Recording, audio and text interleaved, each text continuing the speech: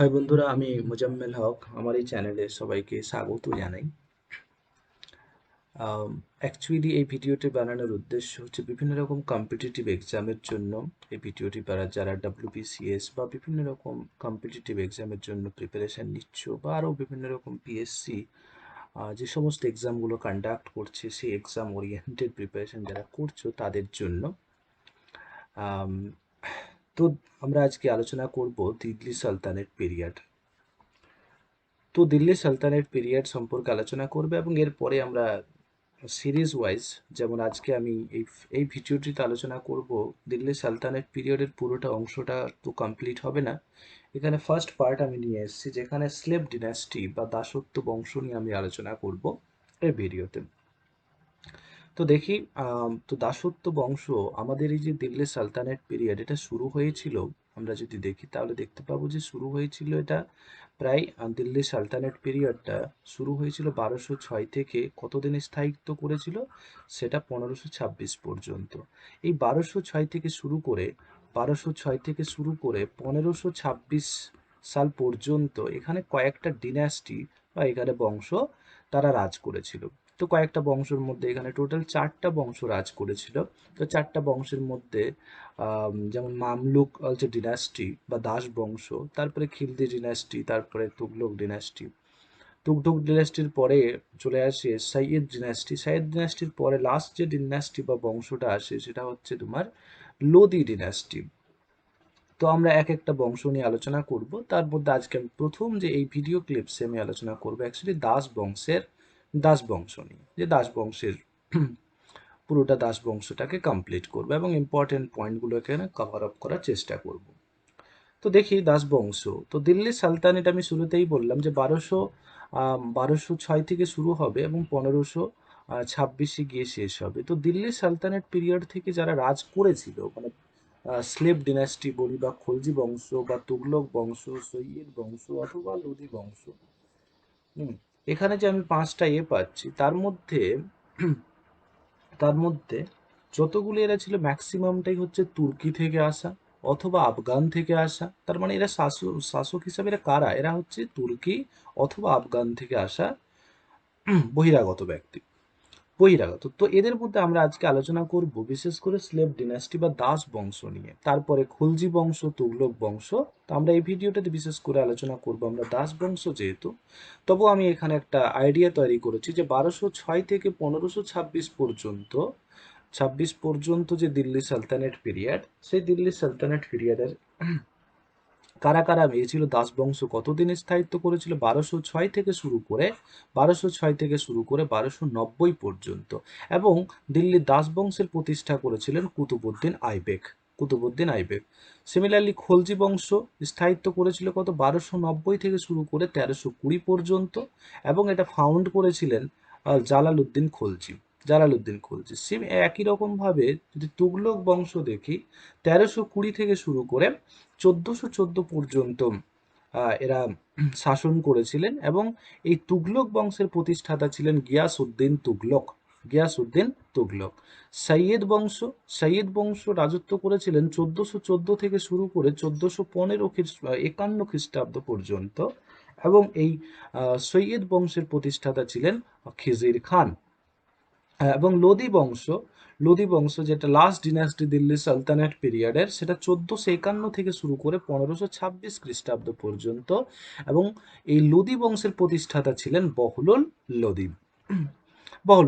তারপর এখানে time period থেকে কখনো কখনো কোয়েশ্চেন এইরকমও আসে যে দিল্লি সালতানেট পিরিয়ডে যে 5টা বংশ রাজ করেছিল তাদের মধ্যে আম, কোন বংশটি সব থেকে কম মানে রাজত্ব করেছিলেন। তার মধ্যে যদি সব থেকে দেখি, যেটা এখানে দেখতে পাচ্ছি, যেমন স্লেভ ডিনাস্টি বা দাস বংশ 1206 থেকে শুরু করে 1290 খ্রিস্টাব্দ পর্যন্ত, তার মানে 84 ইয়ার্স।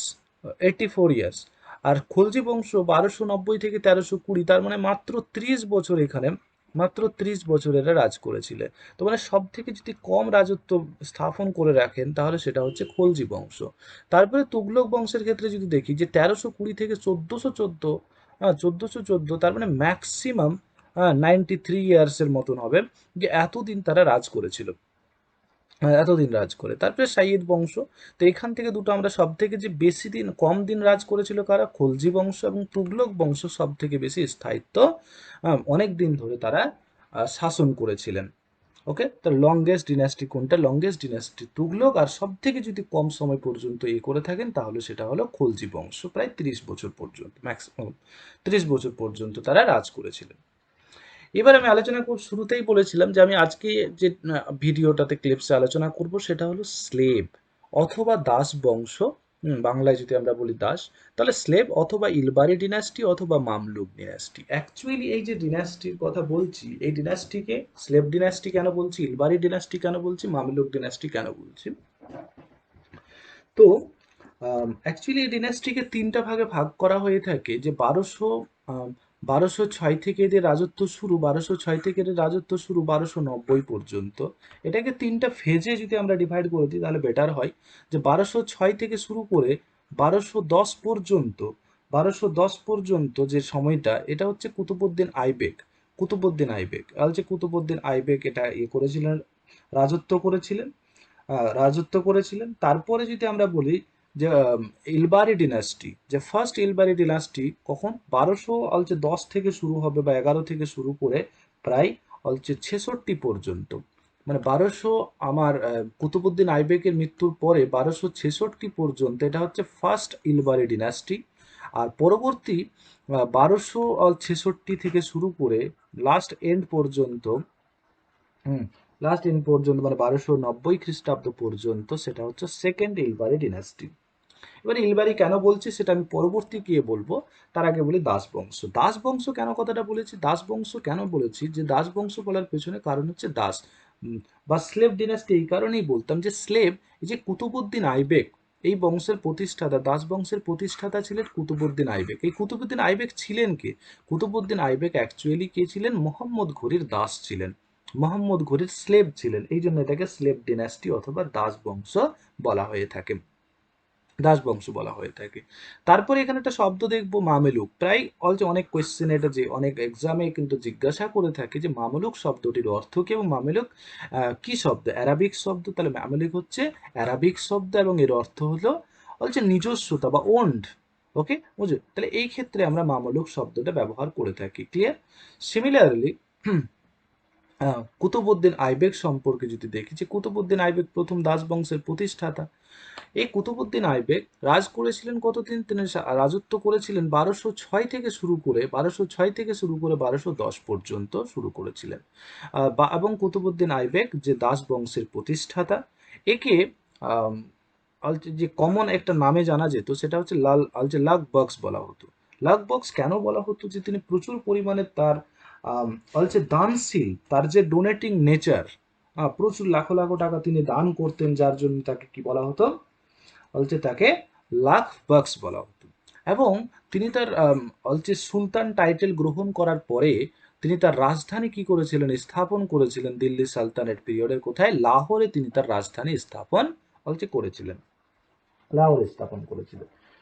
তারপরে তিনি কতগুলো বিখ্যাত করেছিলেন, কতগুলো মনুমেন্ট গড়ে তুলেছিলেন। তার মধ্যে একটা হচ্ছে আড়াই দিন কা ঝোপড়া, প্রায় এক্সামে এই কোয়েশ্চেনটা জিজ্ঞাসা করে থাকে, আড়াই দিন কা ঝোপড়া কোথায় অবস্থিত এবং কে নির্মাণ করেছিলেন। তাহলে ফার্স্ট হচ্ছে কোথায় অবস্থিত, আজমিরে অবস্থিত। কে স্থাপন করেছিলেন, কুতুবউদ্দিন আইবেক স্থাপন করেছিলেন।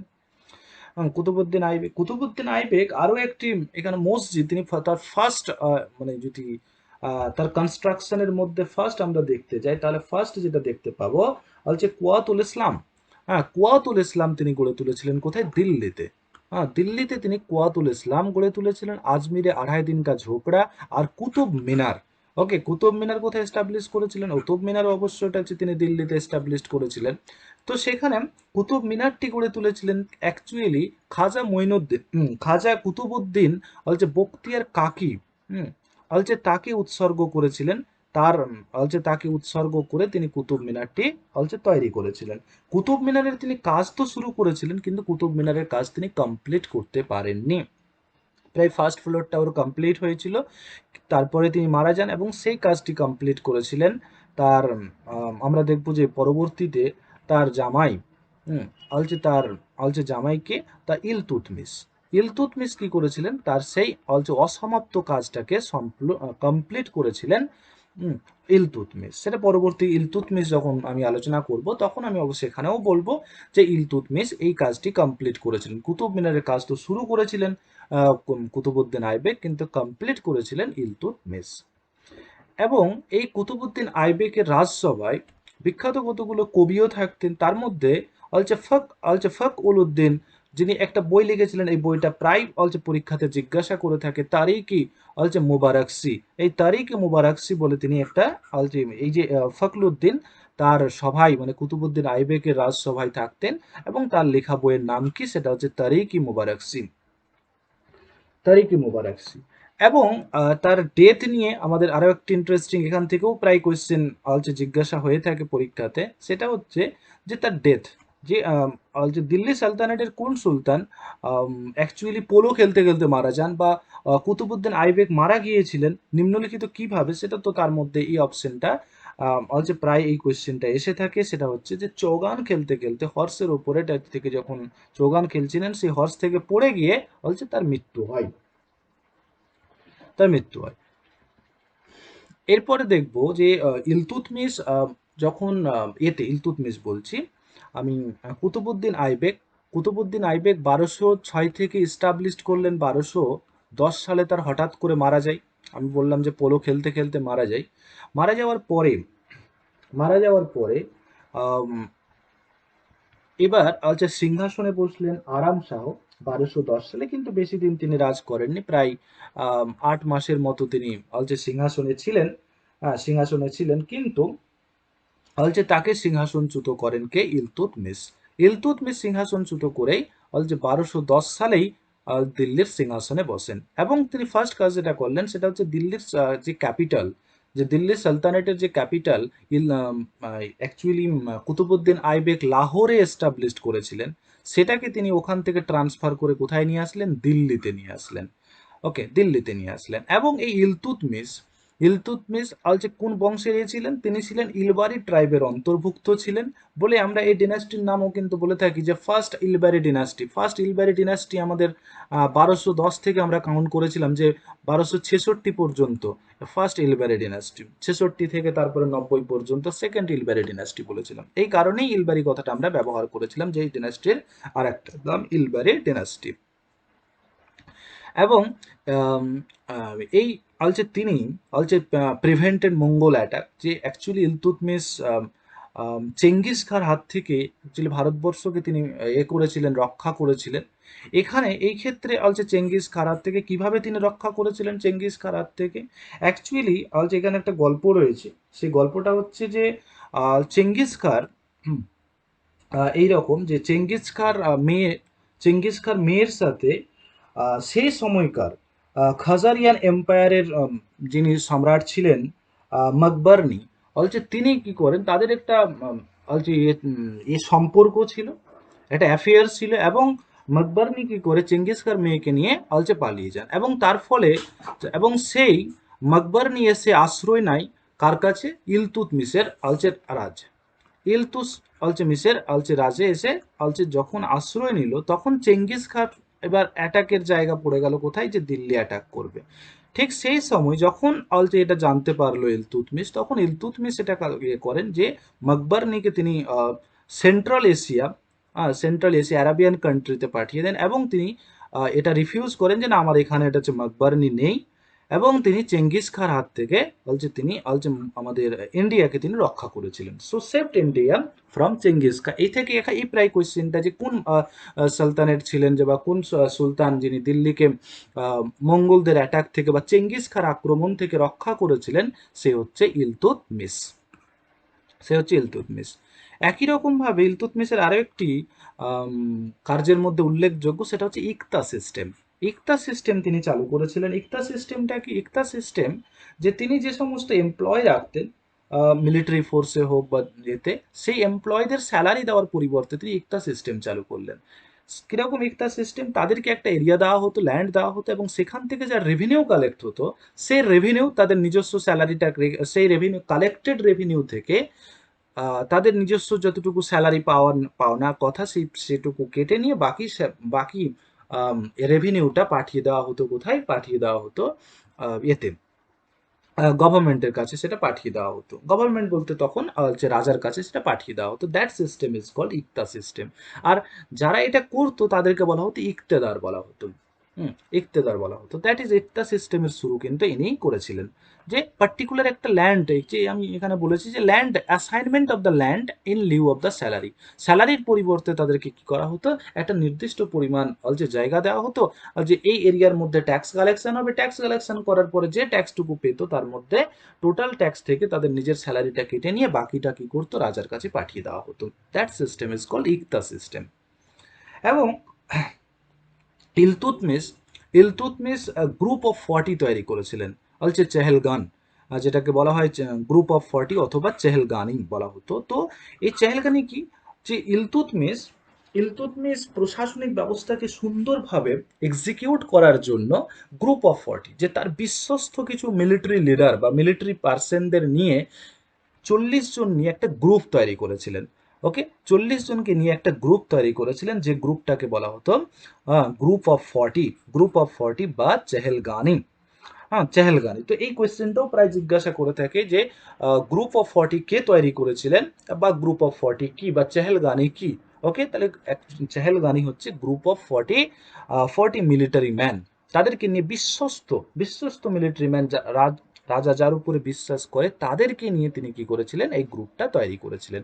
এখান থেকে কোয়েশ্চেন, যে এই যে অ্যাকচুয়ালি গ্রুপ অফ 40 কে তৈরি করেছিলেন বা শুরু কে করেছিলেন, তো শুরুতে আমরা দেখতে পাচ্ছি যে ইলতুৎমিশ শুরু করেছিলেন, কিন্তু শেষ কে করেছিলেন, এই কোয়েশ্চেনটাও প্রায় জিজ্ঞাসা করে, যে গ্রুপ অফ 40 কে অ্যাবলিস্ট করে দিয়েছিলেন কে, সেটা হলো বলবান। ওকে, আমরা যখন বলবান পড়বো তখন এই কথাটা আবার ফিরে আসবো, যে চেহেলগানিকে অ্যাবলিস্ট করেছিলেন বা গ্রুপ অফ 40 কে অ্যাবলিস্ট করেছিলেন কারা। এবং এই গ্রুপ অফ 40, স্লেভ ডিনাস্টিতে এদেরও কন্ট্রিবিউশন কম ছিল না। ইলতুৎমিশের পরবর্তীকালে এই গ্রুপ অফ 40 কিন্তু রাজা তৈরির ক্ষেত্রে কিন্তু ইম্পর্টেন্ট রোল প্লে করতো। মানে তাদের পাওয়ার আস্তে আস্তে এমন একটা জায়গাতে পৌঁছে যায় যে তারাই কিন্তু ডিসাইড করবে যে কে রাজা হবে বা কে রাজা হবে না। সো নেক্সট দেখি, তো ইন্ট্রোডিউস আর একটা দুটো জিনিস ইন্ট্রোডিউস করেছিলেন। কয়েনের ক্ষেত্রে তিনি একটা ইভলিউশন নিয়েছিলেন। তো কয়েনের ক্ষেত্রে কি করেছিলেন, তো দুটো কয়েন তিনি চালু করেছিলেন। এই কয়েন দুটো জিজ্ঞাসা করে থাকে প্রায়, যে দু রকমের কয়েন, একটা হচ্ছে টঙ্কা আর একটা হচ্ছে জিতাল। ওকে, তো টঙ্কা ছিল অ্যাকচুয়ালি সিলভার কয়েন, আর জিতাল ছিল কপারের কয়েন। এটাও খুব জানা দরকার যে টঙ্কা কিসের কয়েন ছিল, টঙ্কা ছিল সিলভার কয়েন, আর জিতাল ছিল কপার কয়েন। Copper coin. আর আমি যেহেতু আগেই বললাম যে অ্যাকচুয়ালি চেঙ্গিস খান বা মঙ্গল অ্যাটাক থেকে ইলতুৎমিশ কি করে তার সাম্রাজ্যকে রক্ষা করেছিলেন, এবং রক্ষা করার জন্য তখনকার বাগদাদের খলিফ আব্বাসিদ তাকে করেন, যে actually he is the real founder of the Delhi sultanate. যে কুতুবুদ্দিন আইবেক তো তৈরি করেছিলেন, কিন্তু আম, মঙ্গল অ্যাটাক থেকে নিজেকে প্রোটেক্ট রাখাটা তখন একটা বিশাল বড় চ্যালেঞ্জ ছিল। তার জন্য অ্যাকচুয়ালি ইলতুৎমিশকে বলা হয় যে the real founder of the Delhi sultanate. Okay, এবং আমি আগেই বলেছিলাম যে কুতুব মিনার শুরুটা করেছিলেন কে, কুতুবুদ্দিন আইবেক, কিন্তু তার কাজটা, অসমাপ্ত কাজটাকে কমপ্লিট করেছিলেন ইলতুৎমিশ। ইলতুৎমিশকে ইলতুৎমিশকে ফাদার অফ টোম বিল্ডিংও বলা হতো। যে father of Tomé building, Tomé মানে অবশ্যই আমরা হচ্ছে কবরস্থান, সেটাকে ঘেরাও করে সেটাকে তৈরি করা, সুন্দরভাবে সাজানো। তো ফাদার অফ টোম বিল্ডিংও বলা হতো তাকে। এবার নেক্সট হচ্ছে, যখন ইলতুৎমিশ মারা গেলেন, তো ইলতুৎমিশ হচ্ছে মারা যাওয়ার আগে তিনি জানতেন যে তার যে সন্তানরা ছিলেন, বিশেষ করে তার সন্তানদের মধ্যে স্পেসিফিক্যালি রুকনুদ্দিন ফিরোজ শাহ, তো এটা যোগ্য ছিলেন না কেউ। তো তিনি মনে করে গেছিলেন যে অ্যাকচুয়ালি যে তার যে ছেলেরা আসবে, বলছে তারা যোগ্য নয়। তাই তিনি কি করেছিলেন, তার মেয়ে রাজিয়া সুলতানাকে তিনি সাকসেসর হিসাবে নমিনেট করে যান। কিন্তু তার মারা যাওয়ার পরে রুকনুদ্দিনকে কি করা হয়, রুকনুদ্দিনকে, মানে এই যে গ্রুপ অফ 40, আমি বলেছিলাম যে গ্রুপ অফ 40 তখন লিড করতো সমস্ত কিছুকে, গ্রুপ অফ 40 কি করায়, আম, রুকনুদ্দিন ফিরোজ শাহকে সিংহাসনে বসান। কিন্তু রুকনুদ্দিন একটা ইনক্যাপাবল রাজা ছিলেন, তার যোগ্য সম্রাট ছিলেন না, অযোগ্য ছিলেন। তো তাকে রিপ্লেস করে রাজিয়া সুলতানা সিংহাসনে বসেন। রাজিয়া সুলতানা 1236 থেকে তিনি অলছে 39 পর্যন্ত। কিন্তু রাজিয়া সুলতানার সামনে অনেকগুলো চ্যালেঞ্জ এসেছিল। যে চ্যালেঞ্জগুলোকে যে গ্রুপ অফ 40 সমস্ত কিছুকে লিড করতো তারা। তো গ্রুপ অফ 40 বিশেষ করে রাজিয়া সুলতানা চেয়েছিল যে সিংহাসনটাকে শুধুমাত্র তুর্কিদের দিয়ে সাজানো নয়, কিছু নন তুর্কি তুর্কিদের বাইরেও কিছু পোস্ট তিনি তৈরি করেছিলেন। এটাতে নোবেল অফ মানে অ্যাকচুয়ালি গ্রুপ অফ 40 এই জিনিসটাকে ভালো চোখে দেখেনি, বা ওই সময় যারা নোবেলসম্যান বা উলেমা যারা ছিলেন এই জিনিসটাকে ভালো চোখে দেখেনি। তো actually Razia Sultana first and only female Muslim ruler sultanate পিরিয়ডে যে মেডিভিয়াল আমরা যদি হিস্ট্রি দেখি তার মধ্যে আমরা একমাত্র যে মুসলিম রুলার হিসাবে দেখতে পেয়েছি সেটা হচ্ছে রাজিয়া সুলতানা। রাজিয়া সুলতানার সামনে অনেকগুলো আমি বললাম যে চ্যালেঞ্জ এসেছিল, তার মধ্যে একটা চ্যালেঞ্জ যেমন হচ্ছে তার যুদ্ধ হয়েছিল যে 1240 সালে হচ্ছে ভাটিন্ডার সাথে। একমাত্র যুদ্ধ ছিল না, কিন্তু উল্লেখযোগ্যের মধ্যে একটা হচ্ছে সেটা হচ্ছে ভাটিন্ডার। ভাটিন্ডার অলছে তখন যে যুদ্ধ করছিলেন যিনি সেনা প্রধান ছিলেন তিনি হচ্ছে আলতুনিয়ার, এবং সেখানে সেই যুদ্ধে রাজিয়া সুলতানা পরাজিত হন এবং আলতুনিয়া তাকে বন্দি করে নিয়ে যান এবং এই আলতুনিয়ার সাথেই পরবর্তীকালে আলতুনিয়ার সাথে কি হয়, তার বিয়ে হয় রাজিয়া সুলতানের বিয়ে হয় এবং বিয়ে হওয়ার পরে তারা দিল্লি আক্রমণের জন্য ফিরে আসে আবার। বিয়ে হওয়ার পরে দিল্লি আক্রমণের জন্য ফিরে আসে, কিন্তু তার ভাই রাজিয়া সুলতানের ভাই বাহরাম শাহ ছিল, তাকে হত্যা করেন এবং বাহরাম শাহ দিল্লির সুলতান সিংহাসনে বসে বেহরাম শাহ। কিন্তু বেহরাম শাহ একইভাবেই গ্রুপ অফ 40 দ্বারা চালিত হতেন এবং গ্রুপ অফ 40 দ্বারা চালিত হয়ে তার নিজস্ব আর্মি মানে যে গ্রুপ অফ 40 আর্মি তাকে হত্যা করার পরে সেখানে আলাউদ্দিন মাসুদ শাহ সিংহাসনে বসে। আলাউদ্দিন মাসুদ শাহ সিংহাসনে বসার পরে নাসিরুদ্দিন মাহমুদ সিংহাসনে, কিন্তু এরা বিখ্যাত কিছু তেমন করেনি, তাই আমরা সেগুলো আলোচনা করবো না। যেগুলো exam point of view important আছে আমি সেইগুলোকেই আলোচনা করব। তো যাই হোক, নাসিরুদ্দিন মাহমুদকে কি করা হয়, বিষ খাইয়ে হত্যা করেন কে বলবান, এবং বলবান 1266 সালে কি করে সিংহাসনে বসেন। তো 1266 থেকে সিংহাসনে বসেন, যেটাকে বলা হতো আমাদের সেকেন্ড ইলবারি ডিনাস্টি।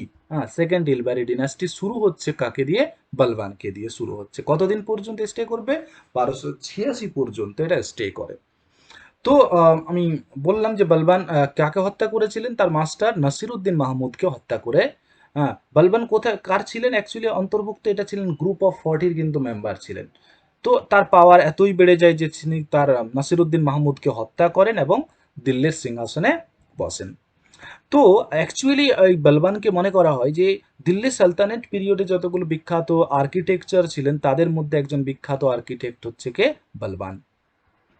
বলবান এতই নিজেকে করলেন, আত্ম অহংকারী হয়ে নিজেকে ঘোষণা করলেন যে সুলতান হচ্ছে গড শ্যাডোজ অন আর্থ, বলছে যিনি ইলাহি এবং রিসিপায়েন্ট অফ ডিভাইন গ্রেস, যে এর কাছে ঐশ্বরিক কিছু শক্তি আছে এবং সুলতান হচ্ছে কি গডের শ্যাডো। ওকে, পৃথিবীতে গডের শ্যাডোকে ছায়া হিসাবে রয়েছে কে, সুলতান। এবং আমি এতেই বলেছিলাম যখন ইলতুৎমিশ যে গ্রুপ অফ 40 বা চেহেলগানি এই গ্রুপ অফ 40 বা চেহেলগানি এটাকে শুরু করেছিলেন ইলতুৎমিশ, যে বিশ্বস্ত কিন্তু সেনাদের নিয়ে একটা গ্রুপ তৈরি করেছিলেন যেটাকে গ্রুপ অফ 40 বা চেহেলগানি বলা হতো। সেই গ্রুপ অফ 40 বা চেহেলগানিকে ধ্বংস করলেন কি, মানে পুরোপুরিভাবে অ্যাবলিস্ট করে দিয়েছিলেন তিনি, অ্যাবলিস্ট করে দিয়ে যে বলবান। এটাকে এই কোয়েশ্চেনটাও প্রায় জিজ্ঞাসা করা হয়ে থাকে যে গ্রুপ অফ 40 বা চেহেলগানিকে কে ধ্বংস করেছিলেন পুরোপুরিভাবে, সেটা হচ্ছে বলবান। এবং তিনি পার্সিয়ান কালচারে খুব বিশ্বাসী ছিলেন, এবং পার্সিয়ান কালচারে তিনি এতটাই বিশ্বাসী ছিলেন যে পার্সিয়ান কালচারকেও এখানে তিনি ইন্ট্রোডিউস করতে শুরু করেন, যেমন সিজাদা। তো হচ্ছে সাজদা আর একটা হচ্ছে পাইবুস। এই সাজদা আর পাইবুসটা কি, সাজদা হচ্ছে যে তাকে ঝুঁকে কি করতে হবে, সালাম করতে হবে, যে সিংহাসনে যখনই আসবে বলছে যে কেই আসুক না কেন সেখানে এসে কি করতে হবে, রাজাকে সিজদা করতে হবে, রাজার সামনে ঝুঁকে সালাম দিতে হবে। আর পাইবুস হচ্ছে কি, যে রাজার পাকে চুম্বন করতে হবে, বলছে সুলতানের। এই যে পাইবোস that mean kissing the sultan's feet. Okay, তাকে বলছে ঝুঁকলাম, ঝুঁকে সালাম করলাম, সালাম করার পরে আমি পাইবোসে কি করব, বলছে সুলতানের পাকে চুম্বন করব। ওকে, এবং আমি শুরুতেই বললাম যে তিনি পার্সিয়ান কালচারে তিনি খুব ছিলেন বিশ্বাসী, যেমন পার্সিয়ান কালচারকে তিনি এখানে অনেকটা করেছিলেন, যেমন পার্সিয়ান ফেস্টিভ্যাল হচ্ছে নবরোজ হচ্ছে তিনি শুরু করেছিলেন। ওকে, নবরোজ। তো এই কোয়েশ্চেনটা প্রায় জিজ্ঞাসা করে থাকে যে দিল্লির কোন সুলতান ছিলেন যিনি নবরোজ শুরু করেছিলেন। সেটা হচ্ছে গিয়ে বলবান। ওকে, এবং নিজেকে বলছে নিজেকে যেহেতু গ্রুপ অফ 40-কে ধ্বংস করে দিলেন, এবং তার বিরুদ্ধে কোনো রকম ষড়যন্ত্র হচ্ছে কিনা সেটা জানার জন্য তিনি কি করলেন, স্পাই তৈরি করলেন। যে কোনো রকম অ্যাক্টিভিটি, যে সেনা দলের মধ্যে কোনো রকম তার বিরুদ্ধে কোনো রকম অ্যাক্টিভিটি হচ্ছে কিনা তার জন্য তিনি গুপ্তচর নিয়োগ করেন, গুপ্তচর নিয়োগ করেন। এবং policy of blood and iron. Okay, এই কোয়েশ্চেনটা তো প্রায় এলসে এক্সামে জিজ্ঞাসা করে থাকে যে policy of blood and iron কে শুরু করেছিলেন। কে শুরু করেছিলেন, প্রায় কোয়েশ্চেন এটা জিজ্ঞাসা করা হয়ে থাকে। তো অ্যাকচুয়ালি এই যে policy of blood and iron, এই কনসেপ্ট আমি শুরুতেই বললাম যে একটা এমন একটা স্পাইস সিস্টেম তৈরি করলেন, যে স্পাই সিস্টেমটাকে দেখানো হবে, বা যে যে কোনো রকমের হচ্ছে তার বিরুদ্ধে ষড়যন্ত্র হচ্ছে কিনা সেটা দেখা। এবং তার রাজসভায় যে বিখ্যাত কবি ছিলেন তার মধ্যে একজন বিখ্যাত হচ্ছেন আমির খসরু। এবং আমির খসরু থেকেও প্রায় কোয়েশ্চেন বলা হয় যে ভারতবর্ষের তোতা পাখি কাকে বলা হয়। তো ভয়েস অফ ইন্ডিয়া একজন বিখ্যাত সিঙ্গার ছিলেন, এরকে ভয়েস অফ ইন্ডিয়া বলা হয়, এবং প্যারোট অফ ইন্ডিয়া বা তোতা পাখি অফ ইন্ডিয়া বলা হয়ে থাকে এনাকে। এবং অ্যাকচুয়ালি উর্দু লিটারেচারের হচ্ছে জনকও বলা হয়ে থাকে আমির হচ্ছে খসরুকে, উর্দু লিটারেচারের জনক। এর পরবর্তীকালে বলবান যে বলবানের পরবর্তীকালে যিনি আসেন সেটা হচ্ছে তোমার কাইকুবাদ বলে একজন আছেন, কিন্তু কাইকুবাদকে হত্যা করে সেখানে সিংহাসনে বসেছিলেন ফিরোজ নামে একজন ব্যক্তি, যার নাম হচ্ছে অ্যাকচুয়ালি টাইটেল ধারণ করেছিলেন ফিরে জালালউদ্দিন খলজি। এই জালালউদ্দিন খলজি এই কাইকুবাদকে হত্যা করে তিনি কি করেন, খিলজি ডিনাস্টির এস্টাবলিশড করেন। যেটা আমি পরবর্তী ভিডিওতে আলোচনা করব যে খিলজি ডিনাস্টি থেকে ইম্পর্টেন্ট কতগুলো কোয়েশ্চেন, যেভাবে আমি আলোচনা করেছি যে স্লেভ ডিনাস্টি থেকে কিরকম কোয়েশ্চেন করতে পারে, যে সমস্ত জায়গা থেকে কোয়েশ্চেন ফ্রেমড হয়, আমি সেই রকম একটা সম্ভাবনাময় কতগুলো পয়েন্ট এখানে উল্লেখ করেছি।